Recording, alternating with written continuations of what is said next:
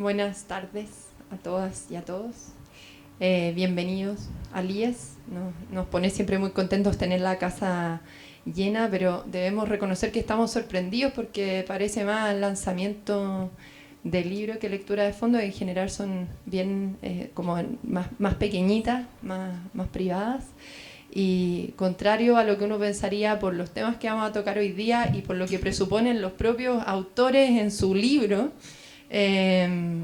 con cita parece mucho interés y no, es estimulante constatarlo. Esta lectura de fondo es especial también, no solo porque está muy llena la casa, sino porque estamos comentando dos libros con dos autores. Creo y pienso, La fuerza racional de la fe cristiana, de Joaquín García Huidobro. No hace mucha falta presentar a nuestros autores, pero lo voy a hacer igual.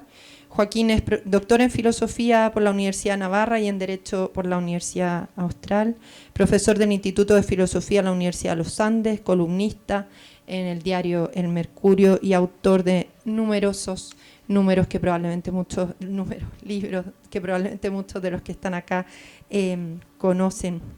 Josep Ramos a mi izquierda es ingeniero eléctrico y doctor en economía por la Universidad de Columbia, lo que no le impide tener una gran inquietud e interés, que no es solo hobby, sino que se traduce en producción intelectual elaborada, sobre filosofía, sobre metafísica, como podemos ver en este libro. Josep es profesor titular de la Universidad de Chile y destacado también por su larga trayectoria. La dinámica, como siempre acá, es muy sencilla. Tratar yo, como moderadora, de gatillar una conversación entre ambos sobre los temas que acá tocan. Y quisiera partir con una... Por favor.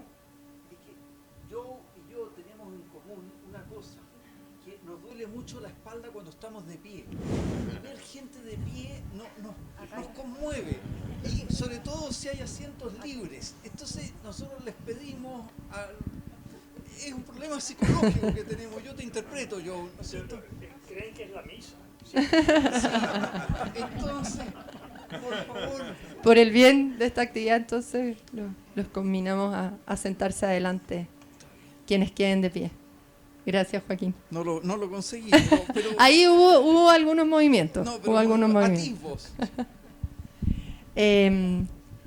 Voy a partir con una pregunta muy sencilla que es común para ambos y que con la que siempre se inauguran estas lecturas, que es ¿cuál es la historia detrás de este libro, tanto en relación a lo que los condujo a esta reflexión como a la pregunta que intentan responder? Partimos con Joaquín. Gracias a ambos. Ya. ¿Por qué escribí este libro? Porque hay una cosa que yo no entiendo. Yo veo en el ambiente en Chile, en la atmósfera, unos nubarrones que se hacen especialmente densos allí donde hay más población católica. Y esos nubarrones son nubarrones de pesimismo. Veo a muchos católicos enfermos de melancolía. Y eso los deja paralizados, los deja estériles. Y los hace andar con una cara larga que es muy poco atractiva. Yo dije, ¿qué les pasa a esta pobre gente? ¿Cómo poder ayudarlos un poco? Que gocen una sonrisa. ¿Cómo puede ser? ¿Cómo puede ser que siendo cristianos se dejen llevar por este mal, por este virus maligno? Y para prestarles una pequeña ayuda, se escribió este libro. Esa es la razón. No me gusta ver gente con cara larga. Y si son cristianos, menos. Listo. Este no es un libro de chistes, ¿ya? pero da algunas razones de por qué esa cara larga es absolutamente injustificada. Ya. Yo sé. Bueno, la verdad, yo escribí este libro, este tema me apasiona desde niño, literalmente. Mi padre era agnóstico y yo lo admiraba mucho, lo quería mucho, y eso influyó mucho en mis preocupaciones. Y entonces siempre estaba leyendo, el tema de la existencia de Dios me llegaba hondo. Mi madre era católica y ahí como mantenía en esa esfera. Pero la verdad, en los últimos años, como ustedes saben, la existencia de Dios ha estado bajo un severo cuestionamiento de los llamados nuevos ateos. Cosa que me preocupa menos que el hecho que encuentro que hay mucha gente que el tema de Dios no le interesa, ni siquiera despierta rechazo, son indiferentes. Y eso me parece difícil de entender, porque yo creo que la existencia o no de Dios toca los temas existenciales más fundamentales de la vida, de dónde venimos, hacia dónde vamos, en qué consiste la plenitud, qué valores regirse, ¿no? Entonces, y además condiciona cómo ver el mundo. Yendo un poquito como en la dirección de Joaquín, uno puede ver el mundo como lo ve el ateo, como un hecho casual, azaroso, el universo impersonal, indiferente a los valores, donde nosotros y el cosmos terminarán en la nada. Y la visión del creyente, que estamos en una especie de drama cósmico, moral, donde cada uno es invitado a cumplir su rol según el designio de Dios y que el bien triunfará. Ahora, obviamente es más esperanzador la visión creyente, pero el tema de fondo es cuál se ajusta más a la realidad. Entonces, y por eso digo, hay dos tragedias. El que vive la vida como si Dios existe y resultara que eso es una ilusión, y el que vive la vida a espaldas de Dios y resultara que Dios existe. Habría perdido algo enorme. Entonces, este libro pretende mostrar que la creencia en Dios no solo es más esperanzador, sino que es más razonable a la luz de la ciencia y de la razón, que son los dos árbitros de qué es creíble en el mundo de hoy. Gracias a ambos. Los dos son, la verdad es que sorprende lo coincidentes que son las reflexiones de los dos en sus libros y en función de eso les quiero preguntar acá, así que van a ser preguntas comunes. Los dos abordan su reflexión religiosa desde la pregunta por la relación entre razón y fe, ya sea para intentar justificar racionalmente la existencia de Dios, que es parte del ejercicio que hace Joseph y que bien lo describía ahora, o ya sea para reivindicar el estatuto racional de la religión cristiana, que es parte de lo que Joaquín hace en su libro. Y la pregunta es un poco de perogrullo, pero para introducir más a nuestros asistentes, ¿por qué esa elección en ambos, ¿no? de la pregunta por esa relación? Tiene que ver con que es en ese ámbito en que se ha dado el principal cuestionamiento moderno de la fe, y si acaso hay también una deuda en la propia, que identifiquen ustedes, digamos, en la propia tradición cristiana respecto de ese diálogo, ¿no? De la pregunta por la relación entre razón y fe, que los conduce a explicitarla y a construir en torno a ella, a partir de ella, sus libros. Eso. Quizás partimos por Joseph para no ir todo el rato igual. Bueno, como dije al principio, la razón y la ciencia, a mi modo de ver, son los árbitros de qué es creíble o no en el mundo actual. creo que hay una tradición de razón, sobre todo en el catolicismo, pero que creo en los últimos años o décadas se ha ido como perdiendo. Se ha llegado a una situación, yo llamaría, relativamente cómoda, donde una cosa es la fe y la otra cosa es la razón. Y yo no compro eso. Eso evita, por supuesto, o sea, yo no digo que no hay un componente de fe en la creencia de todo el mundo, y me refiero a experiencias vitales que han tenido, pero uno no puede comunicar a otro la experiencia personal. La experiencia privada, pero lo voy a decir un ejemplo. Después de escribir este libro me llamó un senador de la República en ejercicio. Creí que se había equivocado. Bueno, me llamó y dice, quiero contar una experiencia. Y me cuenta una experiencia donde esencialmente él considera que el Padre Pío lo salvó, y no digo que no sea el caso, de una tuberculosis aguda, del cual había muerto su madre, había muerto su hermana, y él se salvó. Y dice, yo me siento acompañado por Dios, no temo la muerte. Digo, fantástico, pero eso es una experiencia personal de fe, está bien, que él la tiene, pero no se puede comunicar a otros. La razón sí se puede comunicar a otros, no tiene tal vez la misma fuerza, pero sí se puede comunicar. Y yo siento que hemos comprado en el cristianismo en general, y los protestantes en esto son aún más lerdos en general, porque en la pura fe, hemos comprado esa separación de la fe y la razón. Bueno, pero yo tengo fe. Pero eso no comunica, no convence a otros. O sea, lo que va a convencer eventualmente es tu testimonio de vida.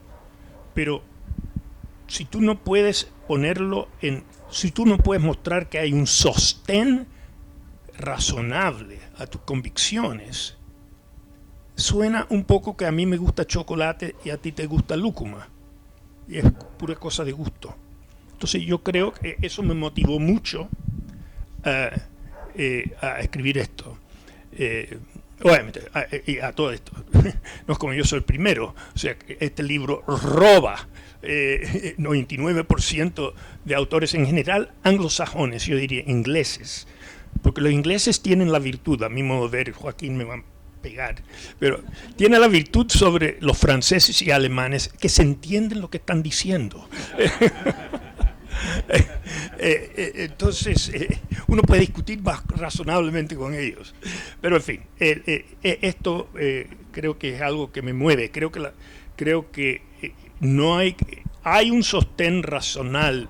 O sea, Aristóteles y Platón no tenían fe y tenían argumentos. Uno puede decir que tal vez estaban equivocados, no te convence, pero daban argumentos de su convicción de un ser superior, ¿no? Y creo que nosotros tenemos que hacer lo mismo, los que tenemos fe, pero mostrar que hay un sostén racional a ello. Repito a lo que dijo Joe, le agrego simplemente una cosa. Hace un par de años, Daniel Mansuy, en su podcast Réplica, si alguno de ustedes no lo escucha habitualmente, corrija ese grave error pronto, entrevistó a Carlos Peña. Y en el curso de esa conversación, Carlos Peña le dice, yo no entiendo a los católicos. Estaba pensando en un destacado político católico que había sacado un libro sobre estos temas, que andan como acomplejados, que piensan, no, claro, yo como creyente, como católico, pienso esto, pero no le puedo imponer mi fe a nadie, etcétera. Es decir, un cristianismo donde la racionalidad está absolutamente ausente. Dicen, tienen a un Santo Tomás, tienen un Ratzinger, tienen a Newman, tienen Francisco Suárez, tienen unos monstruos intelectuales y andan anémicos desde el punto de vista intelectual sin ningún alimento. Estoy citando de memoria una cosa que escuché hace 2 años. Ese fue como el otro impulso para escribir este libro. Y sobre los ingleses yo creo que tiene razón, por lo menos respecto de los alemanes. ¿Ya? Ya. Gracias. Habría más que decir, obviamente, pero... ¿Quieres No, de los ingleses y de los españoles? No, de todo, de la vida. Si aquí, si cada cosa aquí se abre una multitud de subtemas. Bueno, pero por favor, si se quieren complementar en cosas que estén diciendo, no te preocupes, háganlo, por favor. Nos sentimos totalmente libres. Eso. No quiero ser impedimento.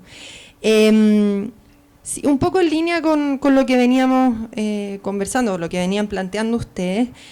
Lo dijeron ahora y lo dicen muy claramente los dos en sus libros, que aspiran a dialogar no solo con creyentes, ¿no? Y eso es muy claro en el tipo de argumentación que desarrollan, sino con agnósticos y con ateos.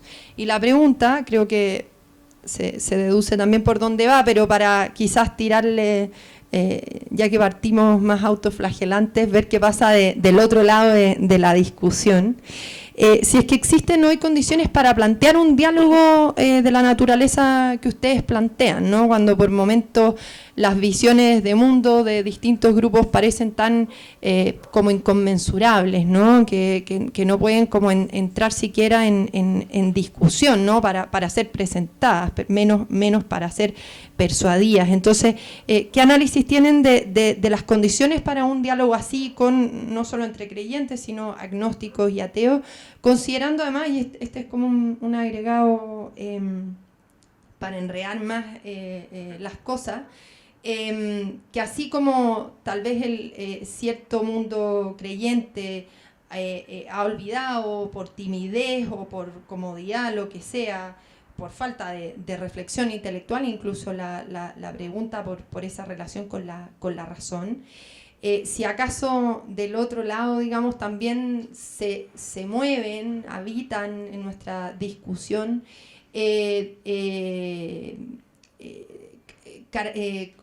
una discusión por momentos también irracionalista, ¿no? O sea, el lado no creyente no necesariamente es el lado racional siempre, frente al cual los creyentes tienen que dar argumentos, ¿cierto?, para probar la razonabilidad de su fe, sino que tal vez quizás del otro lado también hay dinámicas, por así decir, irracionales, un carácter irracional por momentos de las discusiones que hacen difícil ese intercambio, ¿no? Más allá del diagnóstico particular que se pueda tener del mundo creyente desde el cual están hablando. Eso, Joaquín. Mira, una de las cosas que a mí me gusta del cristianismo, o que le debo al cristianismo, es que es un antídoto contra la superstición. Porque cuando la gente pierde la fe o no tiene fe, normalmente creen cosas muy raras. Caminen por el centro, por Providencia, la cantidad de avisos de tarot que hay. O sea, ustedes comprenderán que creer que unos pedazos de papel con algo pintado encima puede tener alguna influencia a la hora de saber cuál es mi futuro o quién requiere una fe muy profunda, muy poderosa. Yo soy un escéptico, entonces no puedo creer en esas cosas. ¿Para qué decir cuando uno lee algunas obras políticas emblemáticas en la modernidad? O sea, ¿cómo no hay que tener fe para leer a Comte? Si algún día van a Porto Alegre, hay una cosa muy divertida en Porto Alegre. Está el templo positivista. ¿Ya? Entonces el templo positivista, ustedes se van a encontrar ahí, un templo en la fachada está la esfinge de la mamá de Comte. Y hay otros ciudadanos así, tiene como 30 adherentes que se reúnen los domingos y tienen su propia liturgia. Son los pocos creyentes que quedan del curso de filosofía positiva de Comte, que en su tiempo logró hacer infinitos ateos y agnósticos, pero visto con un poco de perspectiva, uno dice, qué cosa más rara. También para leer El Capital Hay que tener, con todo lo que uno puede aprender de Marx, pero hay que tener bastante fe. Y otros autores que andan circulando por ahí, que son lectura obligada de quienes nos gobiernan, por ejemplo, también suponen una suerte de fe. Entonces, yo le agradezco mucho al cristianismo el haberme hecho un poco alérgico a esa fe tan profunda. El cristianismo dice una cosa, mire, la fe no es un acto, por supuesto que es un acto suyo, de voluntad, en que usted responde, pero el mérito se lo da Dios, para creer en esas cosas. Y las cosas que creemos los cristianos son muy pocas, están puestas en el credo, creo en Dios Padre Todopoderoso y dos, tres cositas más. ¿Ya? Habría más que decir, pero me interesaría. Y el panorama hoy día no es malo. Fanáticos hay siempre, y de lado y lado, y gente poco racional. Pero con la mayoría de la gente uno puede conversar de estos temas. El otro día tuve una mala experiencia, pero claro, no me di cuenta que mi interlocutor se había tomado como 7 piscolas. Y porque no lo vi con la primera, pero cuando empecé a conversar, porque le planteé una discusión, y como que se molestó, y claro, me di cuenta que había muchos vasos vacíos, y piscola y otras cosas. Pero son excepciones. Digamos, no todo el mundo siempre se ha tomado 7 piscolas o 7 whisky, y uno lo puede tomar en un momento sobrio, y yo creo que se puede conversar sin mayores problemas. Sí. Buena la pregunta, creo yo, de Josefina. Ciertamente, yo no creo que los agnósticos tienen el monopolio de la razón. La mayor parte de la gente que yo conozco formaron su juicio a la adolescencia, con los conocimientos que tienen, y de ahí en adelante están en piloto automático, tanto creyentes como no creyentes. ¿Y qué influyó? Bueno, ahí hay un sinnúmero de factores en los cuales la razón es lo de menos.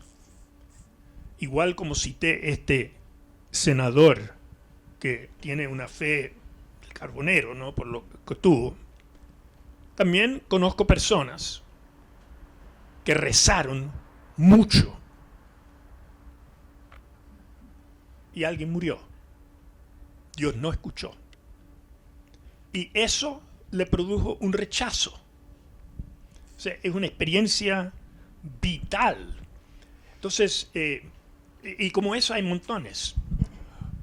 Creo que la mayor parte de nosotros tenemos convicciones que nacen de cosas que no son producto solo de la racionalidad, son de la nación, son de la clase social, de los padres, de la crianza, experiencias particulares, y típicamente buscamos filosofías que justifiquen lo que ya creemos. Y yo creo que en ambos lados.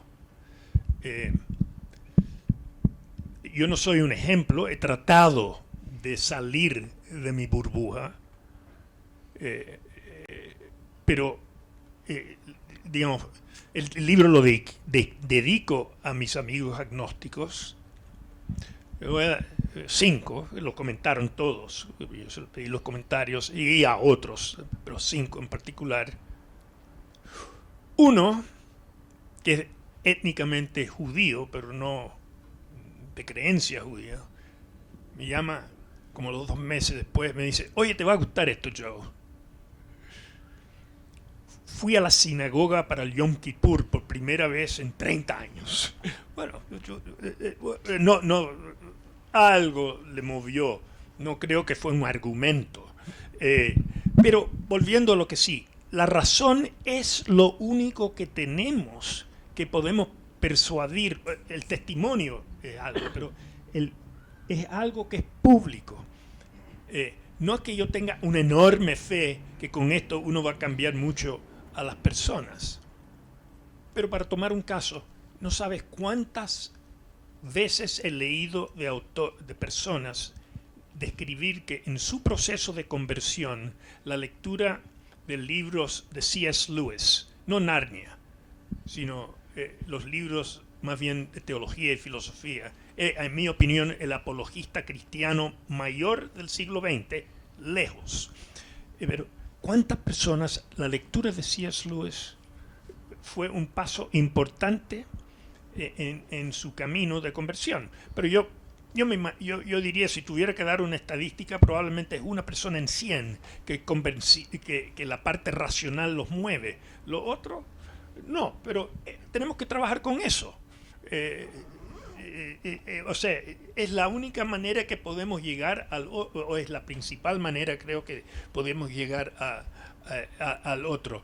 Pero efectivamente, porque ellos tienen ciertas irracionalidades, los que tienen otras visiones, igual que uno, que no la ha examinado, que son muy hondas y que solo un psiquiatra podría verlo. Voy a dar un ejemplo que no es de filosofía.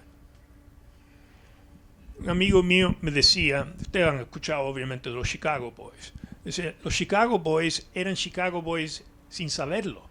No es que Chicago los hizo Chicago Boys, Chicago le justificó lo que creían de nacimiento, o sea, por crianza, por clase social. No, tal vez estoy siendo injusto con ellos, pero ustedes pescan el punto. O sea, la gran mayoría de gente adinerada cree en el mercado. ¿Creen en el mercado porque han hecho un estudio de Hayek o creen en el mercado porque, bueno, le viene bien? Bueno, y yo creo que algo así lamentablemente sucede también en lo que son las creencias religiosas.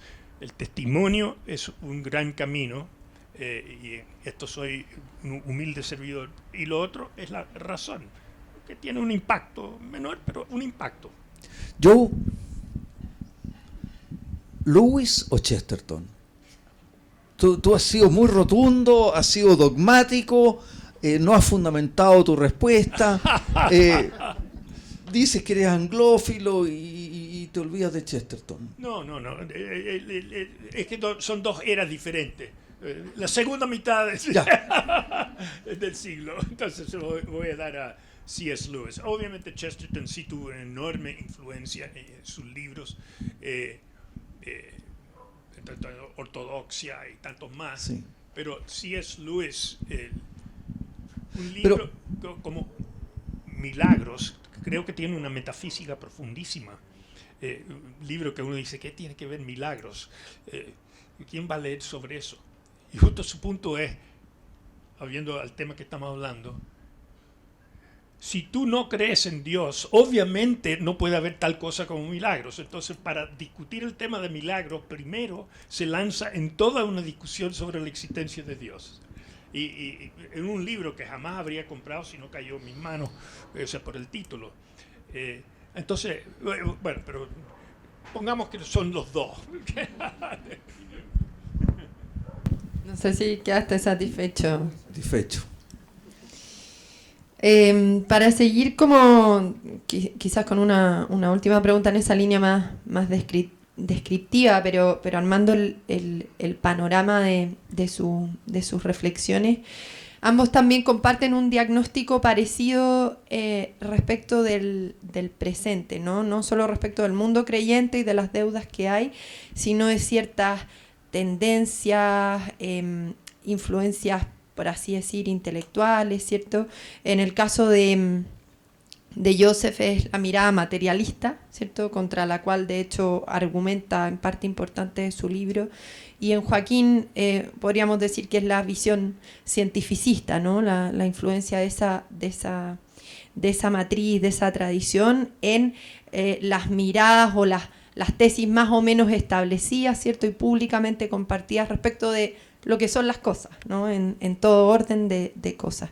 Y quizás cada uno podría precisar un poco más qué es lo que entienden por esa mirada materialista o por esa visión cientificista y las razones detrás de que se hayan vuelto tan dominantes y por momentos incontestables, ¿no? Eso, quizás Joseph puede partir. Bueno, la verdad es el naturalismo científico que es, a mi modo de ver, la versión dominante del ateísmo en Occidente hoy, lo que se llama naturalismo científico. Es materialista, es decir, que lo único que hay es materia, energía en sus distintas formas, y científico en el sentido que solo lo que la ciencia observa y mide es lo que existe. Y la crítica que le hago a eso en este libro, hay 3 capítulos en eso, creo que en el fondo niega, no creo que en el fondo deliberadamente y directamente y derechamente niega que sea algo salvo una ilusión, el yo, o sea, es decir, la conciencia subjetiva, el yo, ¿no? El ser consciente que experimenta, el libre albedrío, y que la mente obedezca razones y no causas neuronales. Y eso es lo que examino en eso, solo para darle el sabor. El ejemplo libre albedrío. Recuerdo tuve una discusión con un agnóstico, ateo de verdad, y me dijo, no hay evidencia alguna, no hay evidencia alguna que haya libre albedrío. Me quedé asombrado, o sea, levante el vaso, bueno, lo tuviste que hacer por tal o cual razón, que la carrera que elegiste, no, bueno, tuviste que la señora todas las vacilaciones que uno hace en la vida, no, la tienes que hacer, no hay evidencia. Entonces me puse a pensar, ¿cómo es que puede pensar que no hay evidencia? Bueno, si somos solo material, la materia es gobernada por las leyes determinísticas de la física y la química, y más nada. El cerebro, por muy complejo que sea, el cerebro es solo un órgano material y por consiguiente obedece leyes deterministas o probabilísticas de la física y la química. Por consiguiente, no puede haber libre albedrío si el materialismo es cierto. Entonces no es que él no crea que hay evidencia, es que no puede haber evidencia si es que el materialismo es cierto. Claro, la disyuntiva es claro. Si uno cree que tiene libre albedrío, estoy seguro que el 99% de ustedes lo creen, incluso el 99% de los agnósticos, si los pillo sin pensarlo, lo creen. Entonces la disyuntiva es clara. Si el materialismo es cierto, no puede haber libre albedrío. Y si hay libre albedrío, no puede haber. El materialismo es falso. Entonces, esa es una disyuntiva al cual trato de insistir. O sea, esa es una de las críticas, a mi modo de ver, debilidad fatal que tiene el naturalismo científico. Y que yo diga que nieguen libre albedrío, no que yo le diga. Hay autores tras autores en esa línea que reconocen que es una ilusión, porque si fuera de verdad, algo escapa el determinismo de la materia. Entonces hay algo que no es materia, hay algo espíritu, algo inmaterial, ¿no? Bueno, esa es la línea que sigo. Nuestros libros son complementarios, pero me parece a mí que en primer lugar se dirigen a públicos distintos. Mi libro está pensado para creyentes. Habría escrito otro libro. Después me he encontrado con algún agnóstico, algún ateo que le ha gustado, etcétera, pero no era mi objetivo fundamental. Dicho eso, compartimos una preocupación y creo que hay una anécdota que debería estar en el libro, a lo mejor se me olvidó escribirla. A un conocido mío le pasó, entró a estudiar biología, primer año en una universidad tradicional muy destacada. Y en la primera clase entra el profesor, toma una silla, se para encima de la silla y dice, sin presentarse, sin nada, dice, aquí está la biología. Allá, mirando para abajo, de forma despectiva, está la economía, la filosofía, el derecho y la historia. Y ahí empieza su clase. Naturalmente ninguno de los alumnos dijo, se atrevió o pudo decir algo. Pero uno perfectamente podría haberle dicho, querido profesor, la afirmación aquí está la biología y allá abajo está la economía, la historia o la literatura, ¿en qué laboratorio de su universidad la encontró? ¿O es fruto de qué experimento? Porque si esa afirmación de la superioridad de la biología respecto de todas las demás disciplinas humanas no está encontrada en un laboratorio, no es fruto de la metodología de la biología, quiere decir que es una afirmación de filósofo aficionado, así que por favor bájese de la silla y póngase modestamente junto a economistas, historiadores, literatos y otra gente de mal vivir. ¿Ya? Bien. Los dos también coinciden, esto es algo que lo dicen de modos muy parecidos además. Es que yo leí primero el libro de Joe, leí el manuscrito, entonces ahí puede haber no lo leyó, trampa. Me comentó página por página, párrafo por párrafo.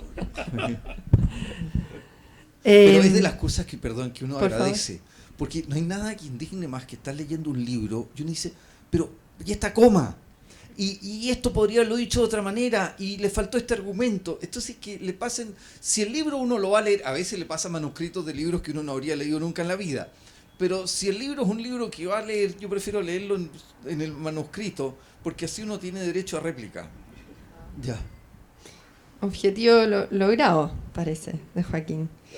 Gran ayuda. No, ambos subrayan como señal de la existencia de Dios la inteligibilidad del mundo, que es comprensible, ¿no? Que hay en él un lenguaje que nos permite estudiarlo, conocerlo, tratar de interpretarlo a pesar de nuestra finitud, precariedad, etcétera, ¿no? Y esta idea también de que esa inteligibilidad es también ocasión de acceso indirecto, ¿no? A Dios, ¿cierto? Al cual nunca hay acceso directo propiamente tal, que es algo que elabora mucho Joseph. Y acá es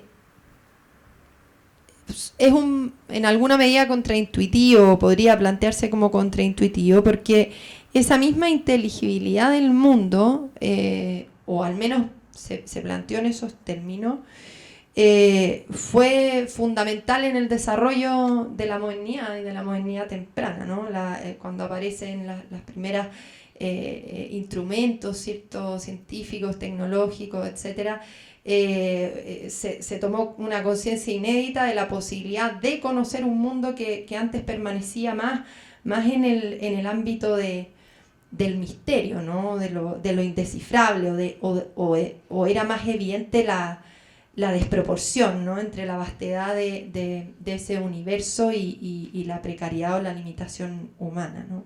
Entonces, uno podría decir que esa misma inteligibilidad del mundo que se hizo tan evidente, tan alcanzable para los modernos, estuvo en la base justamente del cuestionamiento moderno de la existencia de Dios, o al menos de la pretensión de aislar ese problema, ¿no? O sea, de la inteligibilidad del mundo no podemos derivar ya la existencia de Dios, un poco en línea con lo que antes planteaba Joseph, ¿no? ¿Cómo elaboran esto, ¿no? Y en qué medida quizás tiene que ver con un sentido distinto de inteligibilidad que ustedes entienden respecto de lo que entendió la ciencia moderna y lo que significó esa experiencia para el proyecto, todo el proyecto intelectual que vino después? Muy breve. No te olvides, Jo, que la ciencia moderna es el fruto de mentes cristianas. Y la ciencia moderna, eso trato de mostrarlo yo, no sé si lo logro, pero la ciencia moderna solo pudo nacer en un ambiente cristiano. Doy el titular, no doy el fundamento. Me gustaría que yo dijera algo y después quiero decir algo yo. Bueno, estoy muy de acuerdo. No solo cristiano, o sea, todos los grados, o sea, no comparto la historia de la ciencia que está implícita aquí en la pregunta Josefina. Todos los científicos, hasta Darwin, yo diría, es Darwin donde se produce el problema, creían en la existencia de Dios. Y eso ayudaba a su ciencia. hay los que dicen que no se desarrolló la ciencia en China porque no había un concepto de un Dios. Entonces el mundo no era inteligible. Si el mundo no es inteligible, no tiene sentido hacer ciencia. Solo tiene sentido si hay un orden. Y la verdad de las cosas es que creo que eso es, eso es el hecho. Es después de Darwin que se produce la separación de la ciencia o empieza a cuestionar la existencia de Dios. No es antes. Y bueno, eso nos lleva a otro terreno, pero sí. Yo creo entrar por otro lado, y es el problema de la belleza. Un problema que yo tengo con el ateísmo o con los sistemas ateos es que son feos. Algunos tuvimos, iba a decir la suerte, no sé si es una suerte, pero de cruzar el muro cuando todavía había comunismo en la Alemania oriental. Y uno veía que el comunismo no era un problema económico, que por supuesto también lo era sobre todo un problema estético. ¿Cómo puede ser que todo lo que hicieron esas personas, todo lo que se había hecho después del año 45 era feo? Y si uno iba a Polonia, todo, no casi todo, no quiero matizar mi juicio, todo. Yo nunca vi en Polonia, nunca vi en la entonces Checoslovaquia, nunca vi en Hungría algo hecho después del 45 que pudiera decir qué cosa más bonita. Claro, uno dice, la tiene muy fácil porque se ha puesto un adversario, pero bueno, es el ateísmo, a mi juicio, más consecuente que ha habido en la historia, porque Marx se da cuenta de una cosa que es genial, me parece a mí. El problema del ateísmo tradicional es que pretende reemplazar a Dios por el hombre. Pero el hombre, Joaquín, envejece, tiene mala memoria, se le olvida, le duele la espalda. Entonces, eso no resulta. Y por eso, esos ateos que pretenden reemplazar a Dios por el hombre, son tipos que están, yo tengo algún amigo común que siempre está hablando de Dios, de una cosa, uno dice, ojalá nosotros los creyentes habláramos más de Dios que él. Porque es un ateísmo negativo. Marx se da cuenta que la única posibilidad es reemplazar la idea de Dios por lo que nosotros, él no lo llamaba así, pero nosotros llamaríamos humanidad, por el conjunto de las relaciones sociales. Porque eso sí, uno puede decir esto es eterno, esto es perfecto, etc. El auténtico ateísmo tiene que ser socialista. Un ateísmo que no sea socialista va a estar siempre cojeando. Me parece que Marx lo ve con mucha claridad y yo creo que tiene toda la razón. Yo no soy socialista, ¿ya? Y tampoco soy ateo.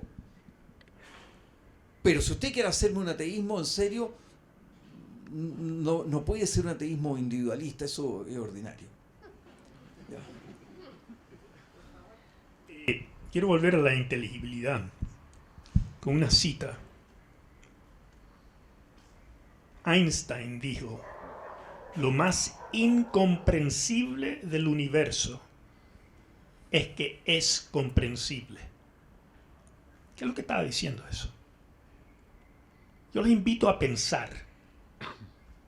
Oye, es extraordinario que los átomos, la materia, la energía, siguen las mismas leyes físicas y químicas aquí como en el último rincón del cosmos. Las mismas leyes. ¿Por qué hay leyes? Si este fuera un universo al azar, cada átomo seguiría su propia ley o ninguna ley. El que haya orden, que el universo sea inteligible, a mi modo de ver, es el argumento teleológico, es el argumento de diseño más fuerte que puede haber. Es la inteligibilidad. Es lo que apunta, yo diría, es el camino del argumento teleológico. No la biología del William Paley, que el ojo es complejo, no, cosas así. La inteligibilidad del universo, que siga leyes. Es que estamos tan acostumbrados que no nos hacemos la observación. Pero Einstein se lo hacía, y se lo hacía en ese contexto. Él creía en lo que llamaba el Dios de Spinoza, pero era otro tema, pero que había algo detrás que explicaba esa inteligibilidad, porque si no, sería incomprensible el universo. A partir de eso, de hecho, Joseph, ahí me permito un alcance mío, entra en una de las, a mi juicio, cosas más bonitas de su texto, que tiene que ver con recuperar, que es como un llamado, pero que lo haces todo el tiempo, la facultad del asombro, a partir justamente de esa inteligibilidad que nace además como resultado de que las cosas podrían no haber sido de ese modo, ¿no? ¿Por qué fueron así? Y cómo eso no conduce a hipótesis o a conclusiones respecto de la arbitrariedad o puro azar o pura casualidad de las cosas, sino a alguien superior que está detrás. Una de las partes que para mí fueron más provocadoras. Joseph habla a menudo del lugar de la certeza en la discusión sobre la existencia de Dios y especifica muy bien el tipo de razonamiento que quiere seguir, porque sabes que acá no se va a tratar nunca de certezas absolutas, ¿no? Al menos no en el horizonte de la discusión que estás tratando de plantear, de la discusión racional. Sin embargo, el esfuerzo, ¿cierto?, de emprender una justificación racional respecto de la existencia de Dios, levanta por momentos la pregunta, se la dirijo más a Joseph, pero me imagino que Joaquín va a tener cosas para decir ahí, de si no supone todo ese esfuerzo la expectativa de que el creyente, o que alguien se vuelva creyente, o que la hipótesis de que el creyente es creyente, porque considera la opción de Dios, de la existencia de Dios, como más razonable frente a las dos alternativas, ¿no? ¿Por qué es finalmente la creencia una cuestión de orden subjetivo y por tanto de elaboración racional, o tiene que ver también con una experiencia enteramente distinta que en alguna medida escapa, ¿no?, de ese ámbito, ¿no? No hay un riesgo también de diluir la especificidad de la fe en una justificación racional de la existencia de Dios que no necesariamente equivale, o que termina habiendo en última instancia un salto respecto de creer, efectivamente, ¿no? Mira, yo no creo, o sea, yo soy creyente, pero no tengo certeza absoluta. Entonces, varias oportunidades he dicho, todos somos agnósticos en el sentido que no estamos al ser absolutamente cierto, no. Pero para vivir la vida yo no busco la certeza absoluta. O sea, ¿qué es lo más razonable? Eso es lo que busco. Porque ¿quién de nosotros, cuando eligió carrera, yo de hecho elegí ingeniería y cambié después de 7 años? O sea, me equivoqué. Mi primer matrimonio me arrepiento, bueno, en paz descanse mi señora. Bueno, no fue un matrimonio difícil, aunque duramos, pero fue difícil. El que uno vota por presidente, uno desea que sea algo, pero no necesariamente está seguro que es la persona. Entonces, en todas las decisiones importantes de la vida, nunca actuamos por certeza absoluta. Y si fuéramos a esperar hasta que lo tuviéramos, no tomaríamos ninguna decisión. Entonces, yo creo que efectivamente, como dije antes, todos nosotros tenemos experiencias vitales que nos llevan en cierta dirección y tenemos que explorarlas nomás, no simplemente llevarnos por ellas. Tenemos que explorarlas y ver si hay un sostén razonable a donde nos llevan. Creo que se pueden juntar razonabilidad con esa experiencia. El peligro con experiencia es que pueden ser, como dijo Joaquín antes, superstición, pueden ser mis gustos, pueden ser mis prejuicios, puede ser mi clase social, mi raza. Hay tantos factores ahí. Uno tiene el deber de criticarse a sí mismo, y eso es uno de los roles que creo que cumple la razón. Pero no creo que la aspiración a certeza absoluta es lo que uno pretende. O sea, yo desearía tener certeza absoluta, pero no la tengo. Y sospecho que haya alguno en esta sala que diga sobre este tema yo tengo certeza absoluta. Bueno, y si le hay, bienvenido. A ver, yo creo que no hay que confundir aquí dos planos. En el plano estrictamente racional, nosotros tenemos razones muy poderosas para afirmar la existencia de Dios. Si pasamos al plano de la fe, ¿qué es la fe? La fe es un regalo, por lo menos como la entendemos los cristianos, un regalo que nos viene de arriba y que sí nos da una certeza absoluta. Por supuesto que sí, pero eso es un regalo, no es algo que obtuve yo. Yo no doy la vida por una probabilidad. ¿Ya? Si aparece aquí Estado Islámico, no sé cómo voy a reaccionar, pero yo en principio esperaría reaccionar diciendo, sí, usted me dice que rompa esta cruz y me haga adherente a su sistema de creencias o muero.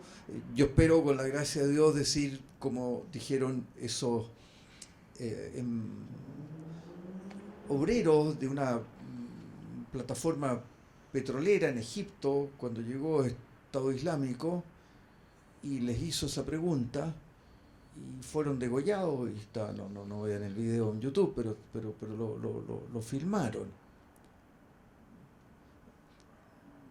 De Chile, Ayuda a Iglesia Sufre fue con una donación importante para esas familias, y la persona que los llevó quedó conmovida porque esas mujeres y esos hijos estaban orgullosos de ser viuda o hijo de un mártir. Por supuesto que esa gente tenía una certeza absoluta. Y los creyentes cristianos tenemos una certeza absoluta. Pero no es algo que hayamos adquirido nosotros, sino que es algo que se nos ha regalado. Y no podemos reprocharle a alguien que no lo tenga. Sí podemos decirle, oiga, usted tiene pistas suficientes como para creer que existe una causa de esto, un Dios, o sea, pero es el Dios de los filósofos, no es el Dios personal, uno y trino, con quien nos encontramos, que se encarna, que muere por nosotros. Es otra historia. Y sobre eso sí, yo estoy seguro que, no vamos a hacer aquí un interrogatorio público, pero que yo, puesta así la pregunta, dice, no, aquí sí tengo certeza absoluta, en ese mundo. Pero no es mi certeza, es la certeza que me dan. Y eso es la fe. Pero este libro de Joe no está en el terreno de la fe. Cuando dice creer o no creer, claro, el título, hoy día nosotros usamos la palabra creer en muchos sentidos. Creer o no creer no está usada en sentido fuerte. En sentido fuerte, creer es la respuesta del hombre a un don divino.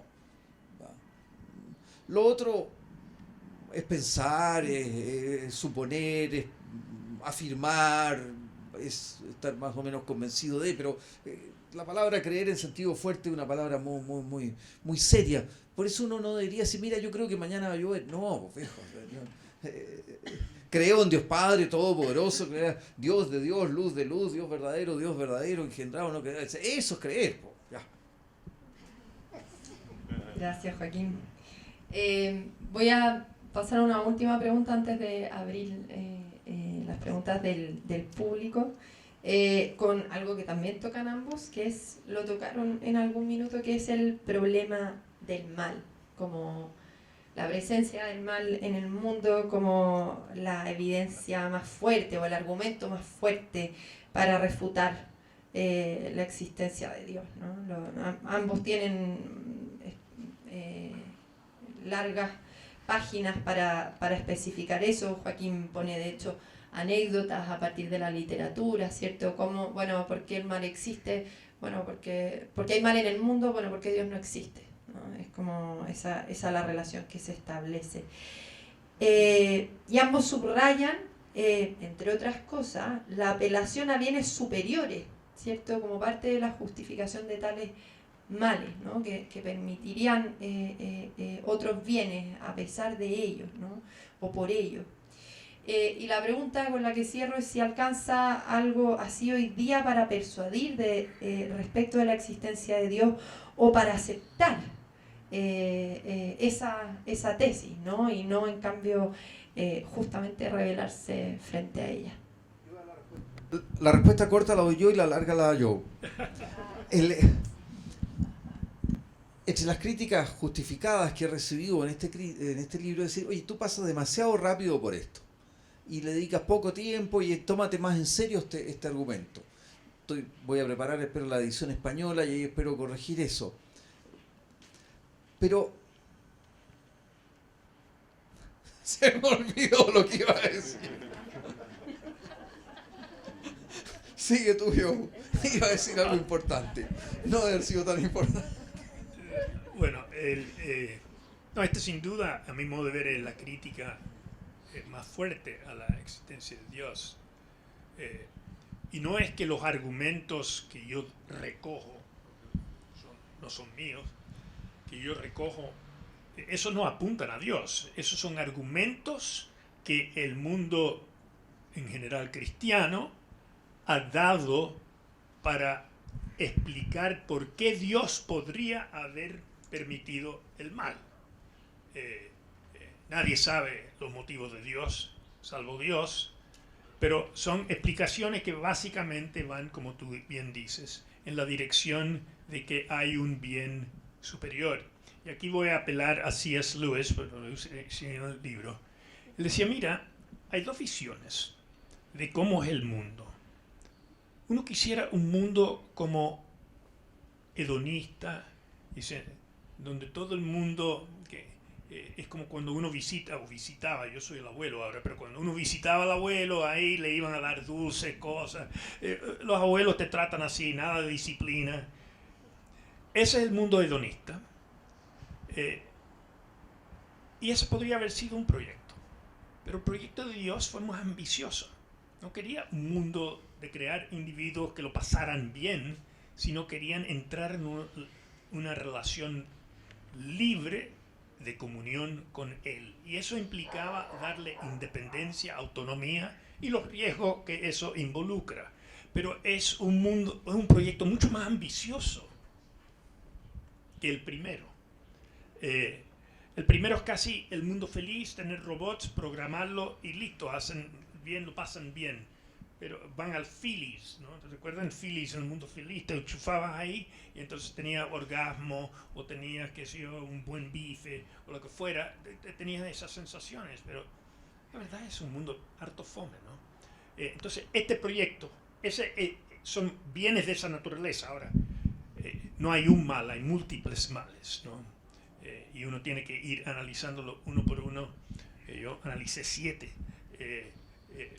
O sea, no lo analicé yo, vi lo que otros decían sobre estas cosas. Pero es un tema que creo que uno tiene que tomar en serio.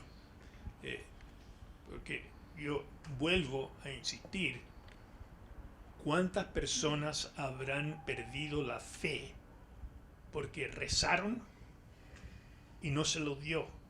No se lo dio en una persona buena, no es que pidieron algo raro.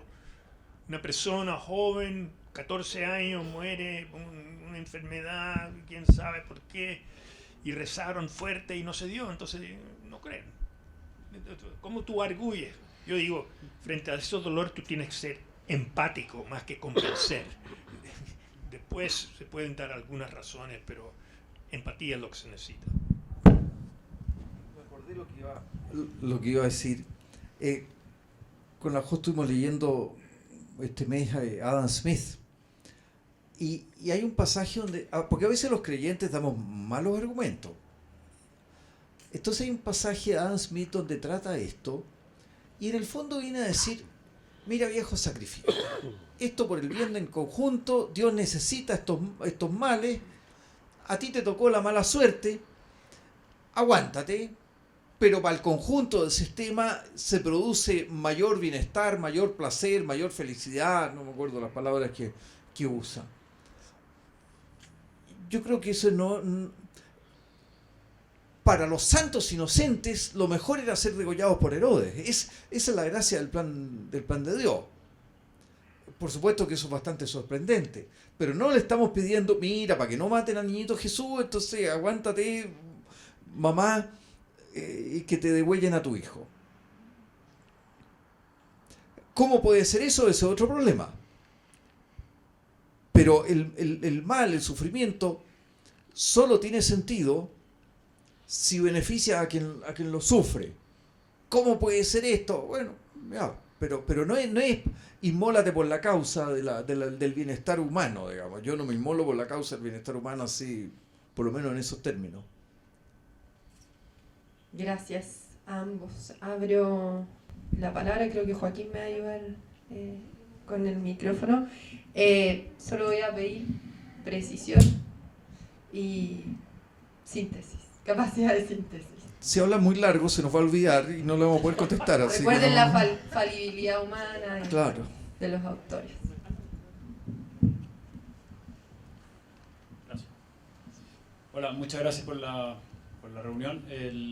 Quería hacer un comentario que es súper atingente el tema, especialmente porque hay una noticia, pero Jordan Peterson está publicando un libro en octubre sobre Dios. Creo que es un tema es un autor súper importante que creo que es muy atingente el tema. Y sobre la pregunta sobre la certeza me quedé pensando en que, especialmente para don Joseph, si es que los argumentos no dan certeza dentro del argumento mismo, respecto a la existencia de Dios, en algún sentido el argumento estaría malo. O sea, si el argumento me dice Dios existe, si el argumento es correcto, debería decirme que esa existencia de Dios es correcta. Entonces, pensando, no estoy criticando, pero es como que los argumentos de la existencia de Dios me dicen cosas reales sobre Dios, y en ese ámbito hay cierta certeza. Eso, gracias. Pero un segundo, acumulamos preguntas. Déjame contestar esa. Justamente la filosofía, el argumento típico de la filosofía es deductivo.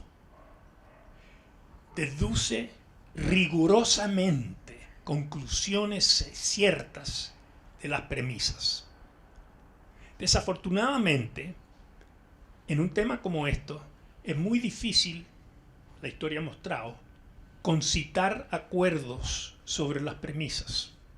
Por eso opto por un camino de un filósofo inglés, Richard Swinburne, que es un método inductivo. ¿Qué es el método inductivo? El detective que no tiene un video de cuando Claudio acuchilló la víctima, sino ve que hay huellas parciales de Claudio, que Claudio estaba cerca, que tenía motivos, tenía una deuda pendiente, qué sé yo.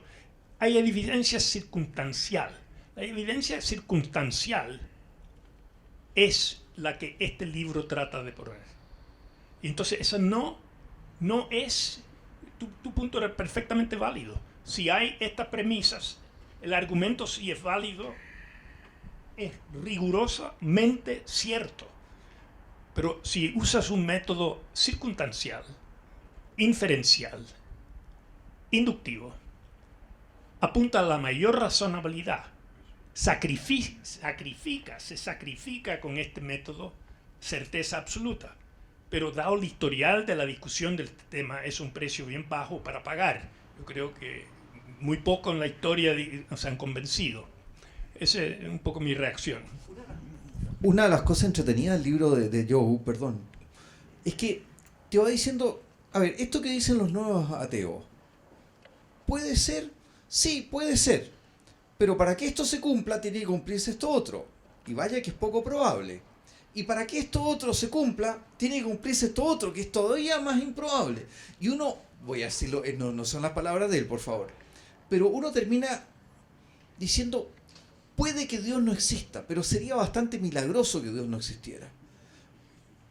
Da la impresión de que es más plausible, esa es la palabra, que Dios exista que no exista. Pero la fuerza de Job, precisamente del libro de Job, no de Job, es su modestia. No tiene grandes pretensiones y eso lo hace más persuasivo, curiosamente. Si alguien piensa que le estoy haciendo propaganda, tiene razón. Bueno, muchas gracias a ambos por esta conversación y por estar acá en el IES. Les quisiera preguntar por un tema indirectamente relacionado con el foco central de la conversación, que dice relación con el rol de los creyentes y en particular de los cristianos en la vida política. Y lo pregunto pensando en muchas cosas. En muchas cosas. Desde la aprobación de ciertas leyes, el estatus actual, el estado actual de los partidos típicamente de inspiración cristiana, también en la falta de documentación racional a veces de los políticos identificados con dichos partidos frente a temas difíciles. ¿Cómo ven ustedes hoy día ese tema? Y cierro con esto para ser breve y cumplir lo que bien pedí.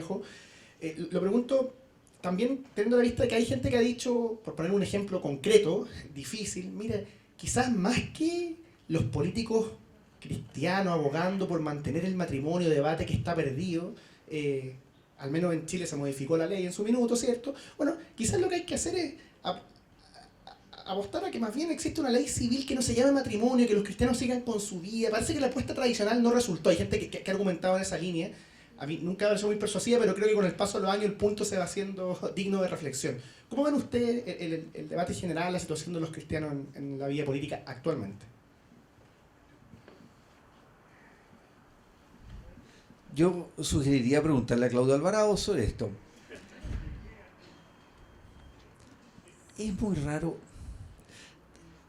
A ver, los tiempos de la política no son los tiempos de la academia, pero será mucho pedirle a la gente que lea un poco, que estudie un poco, que se siente a reflexionar. Diga lo que quiera, pero dígalo después de haber pensado. Y a veces uno tiene la impresión de que las personas que dicen eso no han pensado lo suficiente. El problema no está con su cristianismo, el problema está por el lado de la razón. Y yo creo que si hubieran invertido o invirtieran más tiempo en pensar, sus conclusiones serían distintas. Puedo ser un optimista, a lo mejor, pero... ¿Y esto por qué? Porque probablemente ellos tuvieron en sus colegios una educación como la que yo tuve, que era la clase de religión. La clase de religión tenía dos partes. Una era una conversación en qué es para ti tal cosa, y todo tenía que salir de uno, cuando en realidad el cristianismo dice que hay algunas cosas que las contó Dios, que no las podemos alcanzar nosotros. Nunca había un libro, nunca había que estudiar. Y la otra parte, claro, en el departamento pastoral uno se veía un enorme afiche con una foto del Che Guevara que decía: donde llegue la muerte, donde nos encuentre la muerte, bienvenida sea. Entonces esa mezcla, claro, produce gente muy anémica, o cristianos muy anémicos. No digo que todos hayan tenido esta experiencia de afiche del Che Guevara, otros no lo tuvieron, pero sí esa falta de formación, de sustancia. Cuando hay formación después podemos discutir, pero por lo menos estudia un poquitito. ¿Ya? A lo mejor hay que darle cosas un poquito más digeridas, lo que sea, o sentarnos a conversar, culpa nuestra no dedicarles más tiempo, puede haber distintas razones.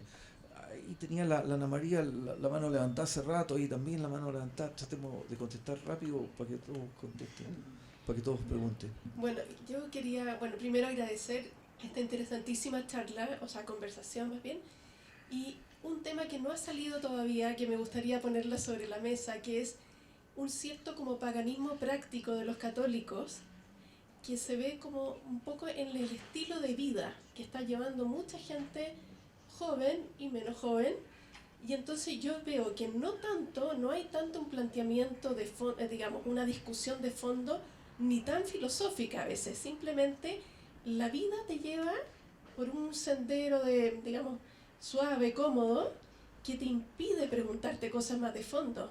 Muchas veces en mis conversaciones con gente joven o menos joven, me sucede esto, que yo digo, voy a intentar llegar a temas más difíciles y no puedo. ¿Por qué? Porque están sumergidos en una especie de confort, de una zona muy agradable, están inmersos en un ambiente muy cómodo que impide, que no se puede romper esa costra. No sé si lo sienten ustedes así, si lo han planteado en los libros, yo todavía no los leo, así que era un planteamiento simplemente. Antes de que respondan, hay un auto azul que está tomando por si el dueño puede sacarlo antes de que respondan. Eso, muchas gracias. El hedonismo narcotiza, hace insensible a la gente para esto. Y eso es terrible. Eso es terrible. Es un problema de hoy y de siempre, basta leer los Salmos. Hay un libro que, cuando yo lo leí, o lo leo siempre, que son los comentarios de Robert Spemann, el filósofo, a los Salmos. 2 tomos. Es una cosa prodigiosa. Uno, cuando lee ese libro, dice, ¿cómo puede haber ateos cuando existe este libro? Y siempre está jugando Spemann ahí con el mundo real y el mundo aparente. Y cómo uno puede vivir en la Matrix o en el mundo real. Y lo que hace el hedonismo es meter a la gente en el mundo aparente e impedirles pensar. Claro, en algunos casos la forma en que esa gente despierta es cuando se encuentran con el dolor. Pero mientras no se encuentran con el dolor en su vida, es imposible que despierten, ¿no? Y eso es terrible.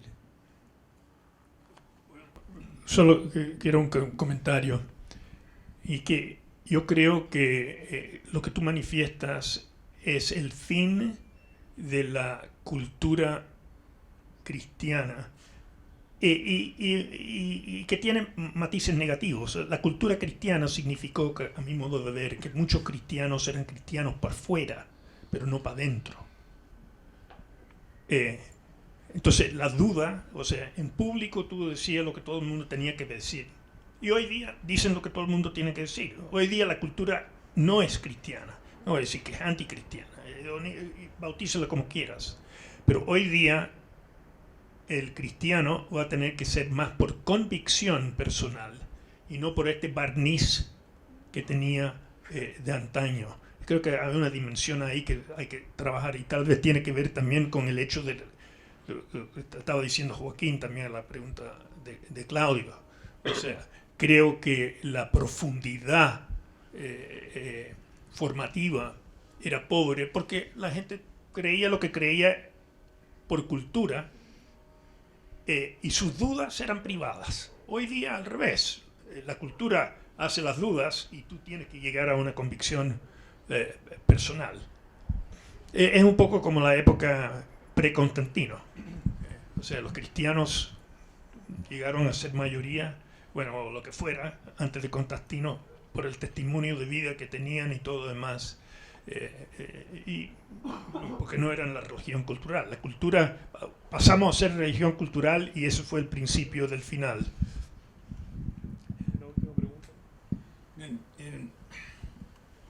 En el Antiguo Testamento, los 2 momentos más significativos de este encuentro con Dios es Abraham. ¿Tú quién eres? No me acuerdo. No me acuerdo si era yo soy el que soy, o yo soy el que no tiene nombre. Y el otro momento era cuando Moisés recibe la arca, donde se da la otra frase, no me acuerdo cuál es cuál en cada uno de los 2 momentos. Heidegger decía, el peor error del cristianismo ha sido entetizar la figura de Dios. O sea, a partir de que se entetiza, lo hacemos inteligible. La condición para ser de la inteligibilidad es el ente. Pero Heidegger, y también para muchos filósofos, Dios está más allá. En Santo Tomás eso está bastante claro. Ahí, y también un poco en esas reflexiones que mencionaba yo ahí de Aristóteles o de Sócrates a través de Platón, ahí están, hay algo así. Entonces, planteo esto porque ¿de qué Dios, o sea, qué estamos escondiendo, qué es lo que pensamos que existe detrás de esa figura de Dios? ¿Ah? Y digo esto porque esto hoy día es importante, porque la pregunta que se hace, o sea, cuando vemos hoy día de que en una expresión ritual, como son el ir a la misa los domingos, hoy día va a la tercera parte de lo que iba cuando nosotros éramos pequeños, ¿ah?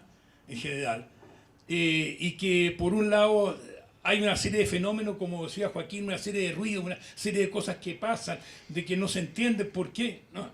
Entonces, yo creo que es importante esta reflexión. Ahora, yo creo que me parece muy importante la distinción que hacía Joe entre la razón y la experiencia. Nosotros tenemos la experiencia de aquí, como decía Heidegger ahí, desde que estamos ahí, en este lugar, desde nuestra cultura. Pero la experiencia más vital es la que podemos tener a través de los sacramentos instituidos por Jesús, ¿ah? Pero ahí es la experiencia de Jesús, no la experiencia de Dios. Jesús, o sea, Jesús es una de las tres personas a través de las cuales Dios se expresa, pero Dios es un misterio.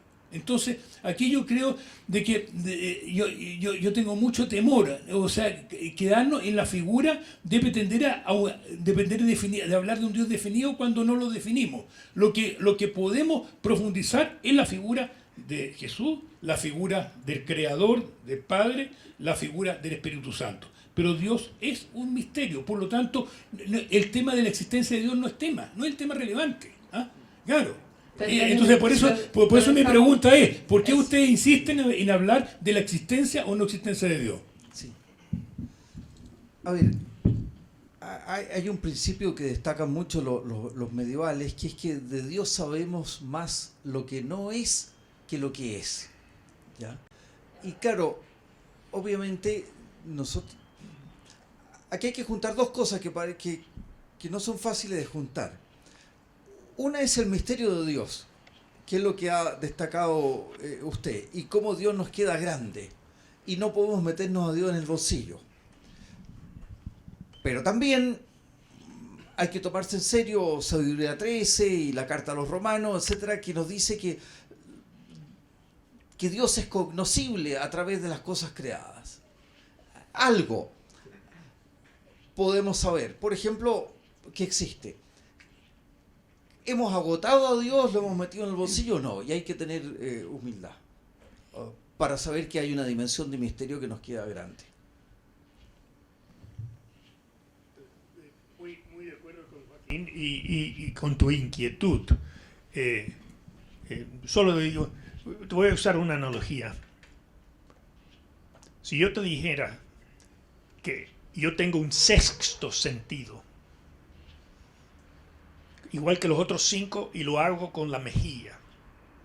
Oh, no yo, un marciano nos dice eso. Entenderíamos lo que está diciendo, que es un sentido análogo a los otros 5, pero no tendríamos la más remota idea de qué es lo que siente o experimenta con ese sexto sentido. Entonces, creer en la existencia de un ser supremo, que es creador de todo, no significa que uno comprenda su esencia de ninguna manera, pero sí puede llegar a concluir su existencia. Me parece que les iba a decir si querían decir algo en el cierre, pero me parece que sus intervenciones finales marcaron el clímax claramente. Así que muchas gracias. Solo algunos avisos parroquiales. Lo primero es que están los libros de ambos autores a la venta acá, por si están interesados en comprarlos.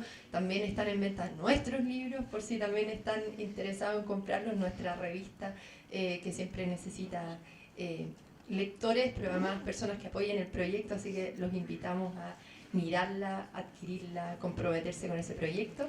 Y como aviso de próximas actividades que siempre estamos informando obviamente en las redes sociales, pero marco una que es nuestra próxima lectura de fondo el 10 de abril a las 18:30 horas, acá también en el IES, a 80 años de camino de servidumbre de Hayek. tendremos conversando a Carlos Peña y Alejandro Vigo acá en el IES, así que quedan cordialmente invitados. Que si alguien tiene poca plata, que compre el libro de Daniel Mansubi sobre la educación. Después comprará el mío, más adelante. Muchas gracias. Y pasamos ahora a la parte fundamental de comida y bebida.